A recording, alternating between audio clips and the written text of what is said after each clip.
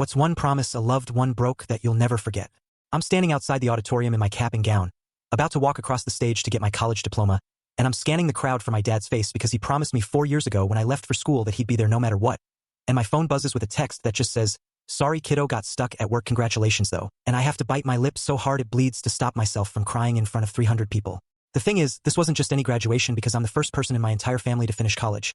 And I worked 2 jobs the whole time and took out loans I'll be paying forever. And my dad knew how much this meant to me because I talked about it every single time we spoke on the phone. And he'd always say, "I'll be front row, baby, I promise." I remember move-in day freshman year when he helped me carry boxes up 4 flights of stairs because the elevator was broken, and he hugged me goodbye and said, "4 years from now I'm going to watch you walk across that stage and I'm going to be the proudest dad in the room." And I believed him because my dad never broke promises, or at least that's what I thought until today. My mom is there in the crowd and she's clapping and taking pictures, but I can see the disappointment on her face too because she knows what this means, and after the ceremony she hugs me and whispers, "He said he'd make it." Like she's apologizing for him, and I realize she probably knew he wasn't coming before I did, but didn't want to ruin my day any sooner than necessary. I call him that night after all the celebration dinner stuff is done, and he answers cheerful like nothing happened, asking how it went, and I tell him it went fine but it would have been better if he'd kept his promise.